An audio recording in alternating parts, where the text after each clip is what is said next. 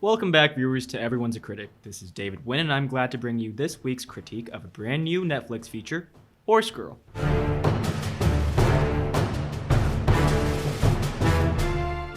Now, reading the title, someone might automatically think of the girl with the cowboy boots, the flannel, and the brash personality. You wouldn't expect aliens to make their way into that mix. Horse Girl does just that. By the way, no hate to horse girls. I think getting anything to jump over a barrel is a feat. I can't get, my house cat to jump over my legs when he's walking all over, so props to you. However, this movie actually uses the trope of a horse girl to cover up an even more broad and abstract subject matter.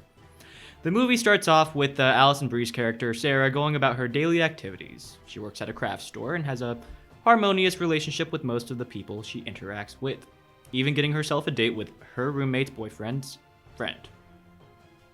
But some other people Sarah interact with, tensions are made apparent. Take, for example, her roommate and the current caretaker of her childhood horse.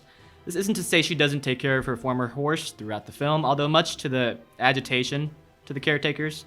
Another major point of this movie to take into consideration is mental health.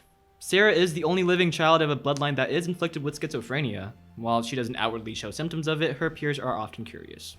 All this is made worse when Sarah begins to experience what appears to be an alien abduction. After the initial abduction, Sarah begins to investigate the strange and supernatural occurrences around her. Now, I personally enjoyed this film immensely. Viewers are taken for a trip once you hit play. The genius with this film is that it keeps you guessing. Is time travel possible? Is Sarah actually a clone? Where did it transition from reality to part of Sarah's hallucinations? The movie starts off with a nice indie rom-com feel, but it takes such a left turn into the abstract. This turn might frustrate some viewers because the movie progressively gets more and more far into the unknown, and I could see the movie losing people at a certain point. And if you aren't a fan of putting some thought into what you're watching, I'd recommend stop watching it at the 58-minute mark. But still watch it, of course, because any streams are good streams. Maybe watch some YouTube videos explaining the ending if you and your friends are still confused, because I know I was. Going over some positives and negatives of the film, I'll start off with the negatives. There are times when I had a hard time grasping the content that I was watching. The last 20 minutes of the film was very discombobulated. It's possible the director made this intentional so we could see how the inner workings of Sarah's mind were at this point. I personally feel like turning Sarah into a possibly unreliable narrator was just a strange choice.